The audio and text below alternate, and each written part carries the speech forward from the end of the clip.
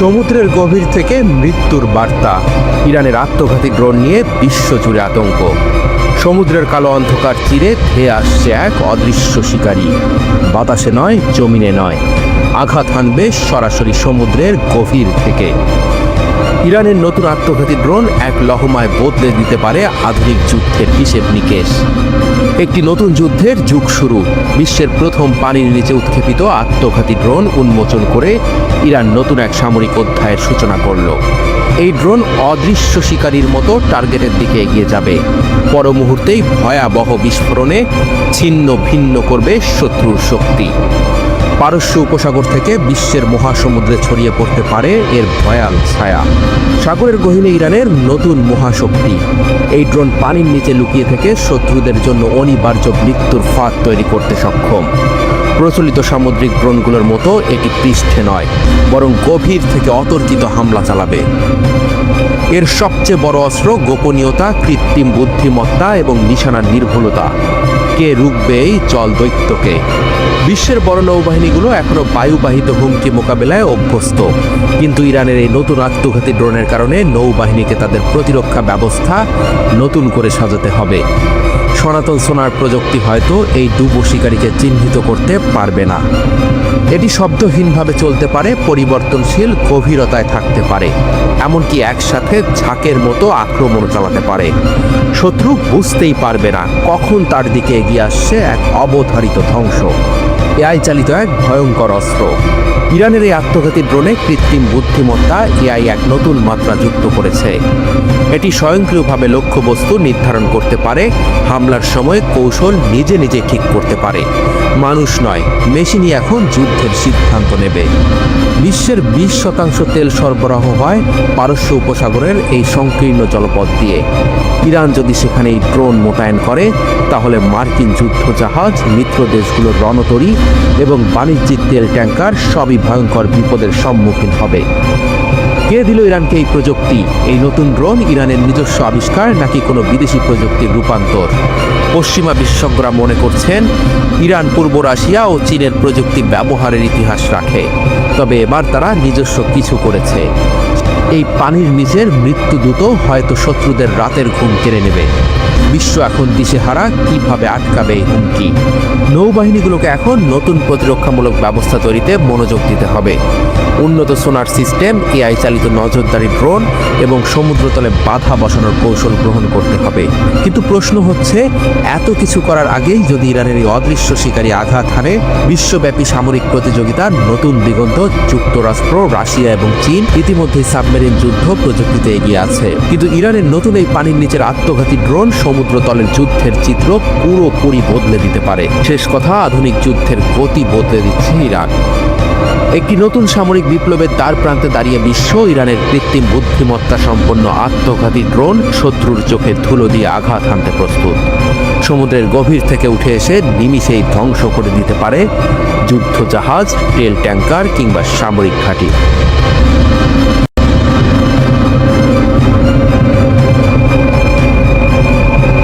মার্কিন যুক্তরাষ্ট্রের পরাজয়ের ঘণ্টাধ্বনি, ইলন মাস্কের হুঁশিয়ারিতে উত্তাল বিশ্ব। ওয়াশিংটনের আকাশে যেন বজ্রের গর্জন। ইলন মাস্কের মরণ হুঁশিয়ারি যেন ভবিষ্যতের যুদ্ধক্ষেত্রের দিকেই ইঙ্গিত করছে।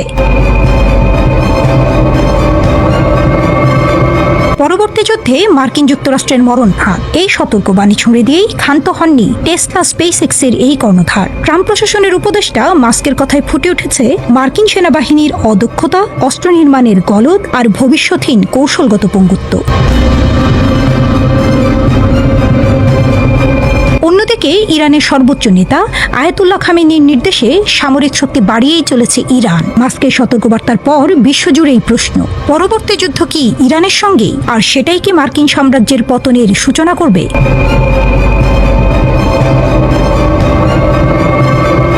ট্রাম্পের অধীনে ডিপার্টমেন্ট অফ গভর্নমেন্ট এফিসিয়েন্সির প্রধান পদে নিয়োগপ্রাপ্ত মাস্ক নিজের এক্স পেজে বিশ্বের সবচেয়ে বড় বাজেটের সেনাবাহিনীকে অদক্ষ ও অযোগ্য বলে উল্লেখ করেছেন। মাস্কের ভয়ঙ্কর ভবিষ্যৎবাণী, ড্রোন এআই হবে আমেরিকার কফিনের শেষ পেরেক।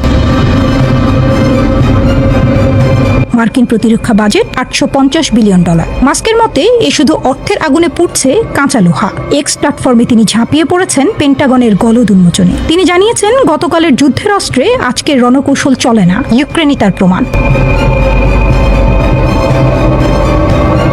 ড্রোন যোগে মানব সেবার মৃত্যু ঘণ্টা বাজছে। ইরানের ড্রোন স্রোতের কাছে মার্কিন F-35 স্টেলথ যুদ্ধ বিমান কি টিকতে পারবে? আর এআই চালিত অস্ত্র?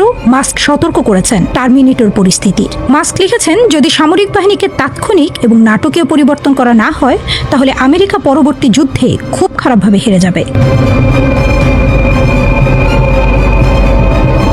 যুক্তরাষ্ট্র থেকে ইরান। আয়াতুল্লাহ খামেনির নির্দেশনায় ইরান যেন নতুন করে জেগে উঠেছে। তিনি মার্কিন হুমকিকে উড়িয়ে দিয়েছেন বজ্রকণ্ঠে।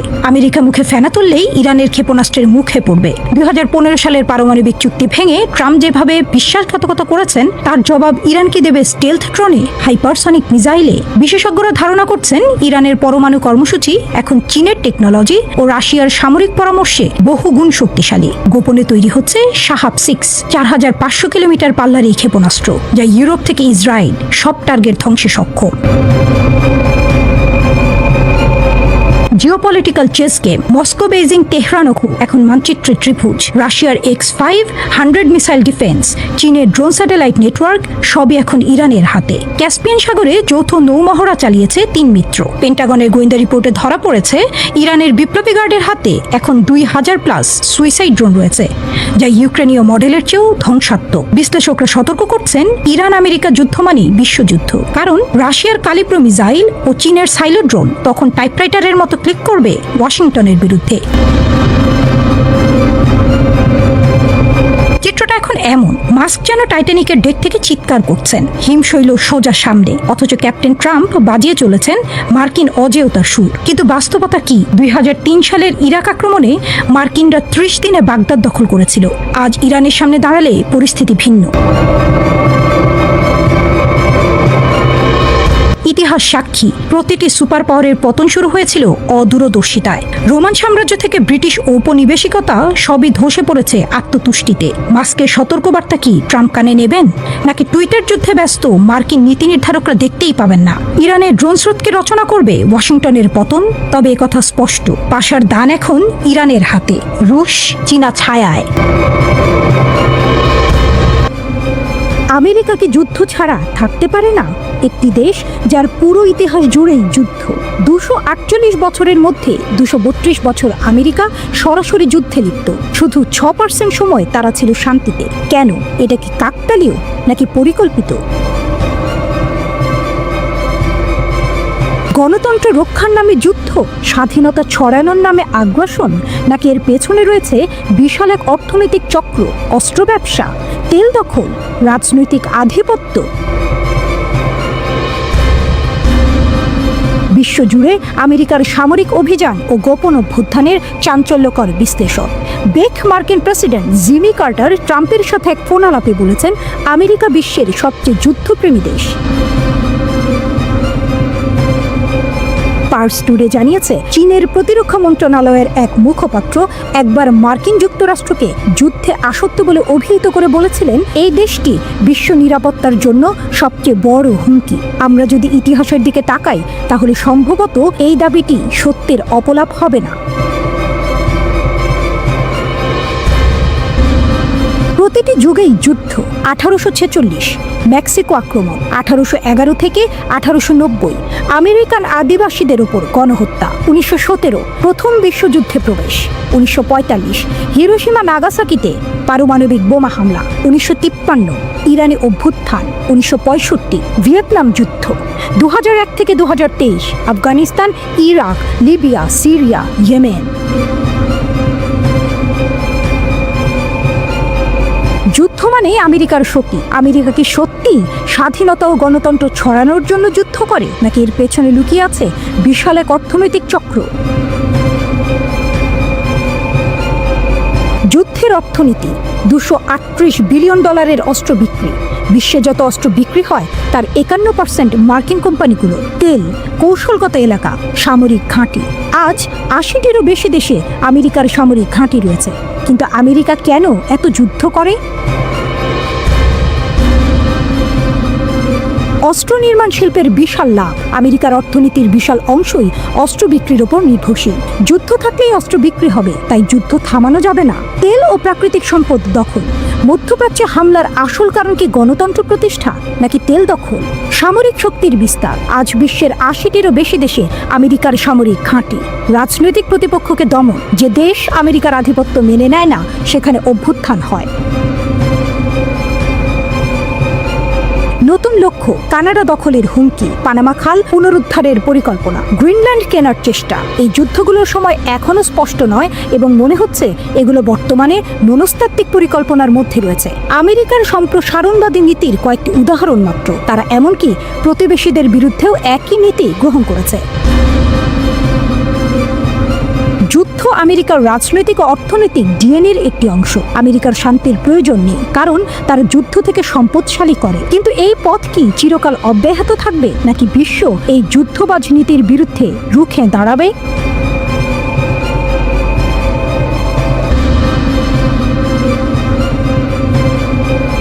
বিশ্বের সবচেয়ে ভয়ঙ্কর কনভয়, পারমাণবিক অস্ত্র পরিবহনের চাঞ্চল্যকর রহস্য। এই কনভয়ের দিকে চোখ তুলে তাকানোই যেন অপরাধ। এটা বিশ্বের সবচেয়ে সুরক্ষিত গাড়ি বহর। এতে বহন করা হয় পারমাণবিক অস্ত্র। এত নিরাপত্তা যেন যুক্তরাষ্ট্রের প্রেসিডেন্টও এতটা পান না। কিন্তু কেন এই বাড়তি সতর্কতা? কি আছে এই কনভয়ের ভেতরে? কেন এটাকে এতটা গোপন রাখা হয়? আজকে জানবো যুক্তরাষ্ট্রের নিউক্লিয়ার ট্রান্সপোর্ট কনভয়ের ভয়ঙ্কর গোপন তথ্য। এই কনভয়ের একটাই কাজ, বিশ্বের সবচেয়ে বিধ্বংসী অস্ত্রকে এক জায়গা থেকে অন্য জায়গায় নিয়ে যাওয়া। কিন্তু যদি কেউ এই কনভয়ের উপর হামলা করে, তাহলে কি হবে?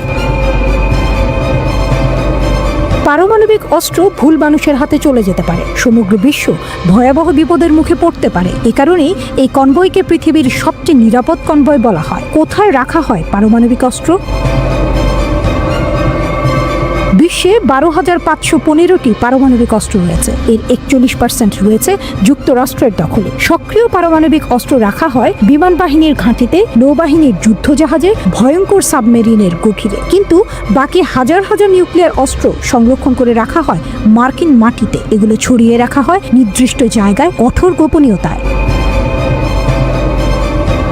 কেন? যেন শত্রুপক্ষ হামলা চালিয়ে একবারেই সব ধ্বংস করতে না পারে। কিন্তু পারমাণবিক অস্ত্র স্থানান্তর করতে হয় কেন? বড় এক প্রশ্ন। উত্তর, রক্ষণাবেক্ষণের জন্য। এই ভয়ঙ্কর অস্ত্র ব্যবহারের জন্য নয়, বরং নিরাপদে রাখার জন্য নিয়মিত পরীক্ষা করা হয়।